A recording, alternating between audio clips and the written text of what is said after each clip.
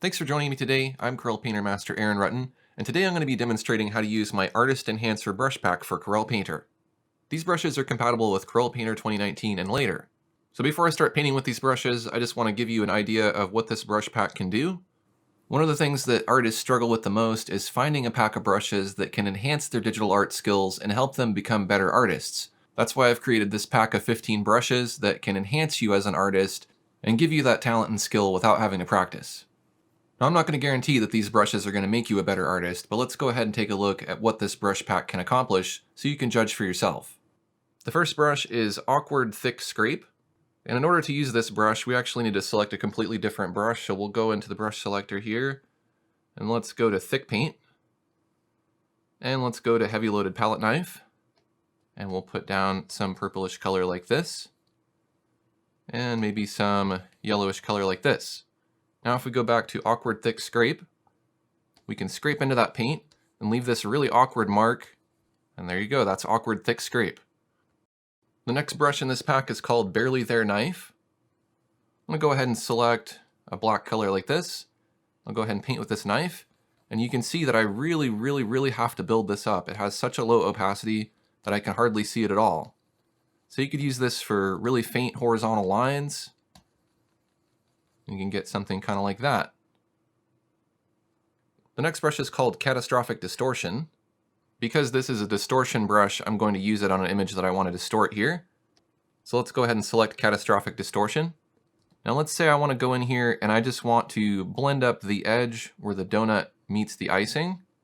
I can do that here with Catastrophic Distortion. And as you can see, it really easily and quickly ruins that nice edge. If I wanted to, I could even just use a big brush and I could go over the whole piece too if I wanted an effect kind of like that. The next brush that we'll look at is called Confusing Glazer. And let's say I want to add some glazing to this painting here. I'm going to create a new layer. And glazing can be used to tint a black and white painting to add color to it. So let's go ahead and set the composite method to multiply. And I'll select a skin color here like this. And I'll go ahead and lightly glaze on this to add a little bit of glazing. Now it kind of fades in and out of glazing as you're painting. So it can be a little bit confusing as the name implies. And if I go ahead and paint over here, then all of a sudden I'm getting blue instead of that original color I picked. So if I wanted something kind of like this, Confusing Glazer works really well. And if I paint over it again, wait, now it's back to that color. And if I go over it again, it's really just very confusing. Could even use it on the hair if I wanted to. The next brush that we'll look at is called Erratic Dots. We'll go ahead and select a pink color here. Let's say specifically we want 54, 254, and then 190 for our hue, saturation, and value settings here. Now if we go ahead and paint a line, we get a blue line, then we get a green line, then we get a yellow line, and it just keeps changing colors. The dots within that line are completely erratic, and they just kind of fluctuate between random sizes, and you can get something like that. And this could be really useful if you wanted to do something like draw a city in perspective. Now you have a really great brush for doing that. The next brush is called Frustrating Pen, and we can use this to do some inking. I've gone ahead and created a new layer on top of my pencil drawing here, and I'll go ahead and ink that with Frustrating Pen. So the way this pen works is the pen pressure is actually in reverse. So the harder you press, the thinner the line. So if I press really hard, I'm getting a very thin line. But if I don't press down hard at all, then I'm getting a thick line. So if I want to be able to ink this, it's actually very frustrating because I'm used to doing pen pressure the other way. The next pen in my Artist Enhancer brush pack is called Naughty Ink. I'll go ahead and select kind of a dark inky color like this. We'll go ahead and do a stroke, and as you can see, Naughty Ink just does what it wants. It doesn't care what you want it to do. It's going to go in the direction that it wants to go, and if you say go this way, it might go the opposite direction. If you find that Naughty Ink becomes kind of unresponsive, you can always hit Escape to stop it, and you can make another brush stroke.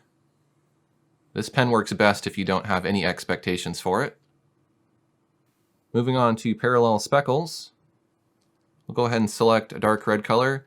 And if you ever wanted to paint marching ants that are in parallel with each other, now you have a brush that can do that. And of course, if I wanted to, I could make my brush smaller and I could make my ants finer, or I could make my brush really big and I could get big giant ants like this. The cool thing about this brush is the particles really stray away from the tip of your pen, so it makes it extra hard to line them up with anything. The next brush is Rotten Blender, but I'm going to go ahead and skip to Tilt Me first, because we want to put down something to blend. Now Tilt Me is going to use the gradient that you have selected to choose the colors of that stroke. So for example, I could choose Deep Blue Sky and I'll have this range of colors. And I'm going to keep my pen upright. My pen does support pen tilt, so this will be able to be tilted. But if I go ahead and tilt my pen at an angle, all of a sudden that paint sprays out. And it may become a bit unresponsive if you tilt it too much because it's spraying out a lot of paint really far. But you can get this really nice balance of tilted and not tilted pen as you're drawing with this. And again, we're getting the colors from our gradient. So if we wanted something else, like this grass, and we could get these colors. So now that I've put down some paint, I can go to Rotten Blender. And Rotten Blender can put a little bit of Aaron Rutten magic into your blending. If you want this really interesting blending effect, you can get that. And then whenever you blend in your artwork, it'll have a little bit of Aaron Rutten in it. Let's move on to the next brush, which is called Slow Triangle. I'm going to go ahead and select black, and I'll paint a mark. And we get this really nice triangle that's extra slow. It's super unresponsive, and it lags really far behind your brush. But you can get this really nice, kind of useless triangle pattern. The next brush is Sparse Pixel Selection, and if you ever wanted to select just a few random pixels on the screen, now you can do that. I'll just paint over my whole canvas. It's creating 1 pixel selections sprayed all over my canvas. The selection is so small, I can't even see it. In fact, this is all I'm getting here, is maybe the 1 pixel here, but I know for sure that more pixels are selected. And if I wanted to, I could go ahead and fill those, let's say with red, and now you can see those red pixels represent my selection. I'll go ahead and deselect that selection with Control D. Now we already took a look at Tilt Me, so let's move on to Unruly Tencel. Maybe it's Christmas time and you want to paint some tencel, but you don't want that tencel to be ordinary tencel, you want it to be unruly. Well, here you go. Here's your Unruly Tencel.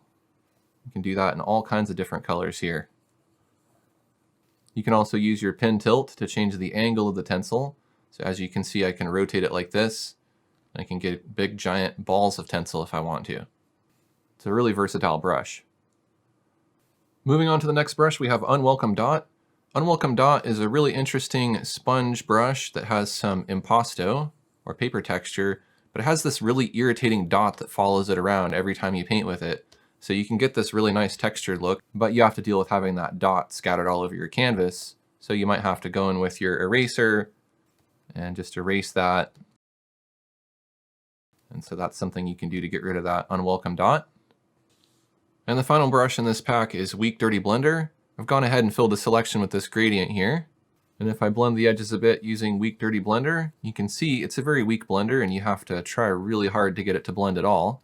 But it's also a dirty blender, and so it adds a little bit of whatever color you have selected. So if I happen to have brown selected here, as I'm blending, I'm going to blend, but I'm also going to get a little bit of that brown color. Or if I select bright pink, then I'll get a little bit of that bright pink color as I'm blending. So if you ever wanted a blender that's going to both blend and muddy up your colors, this is the brush for you. So here's an example of the quality of painting that you can achieve by using the Artist Enhancer brush pack. And I used only the brushes from the Artist Enhancer brush pack for this painting, believe it or not. So if you want to increase your talent and your skill like I've done here, definitely check out this brush pack. You can purchase this from my website at aaronrutten.com. I'll put a link to that down in the video description. And be sure to check out some of my other brush packs for Corel Painter. Thanks for watching, and April Fools!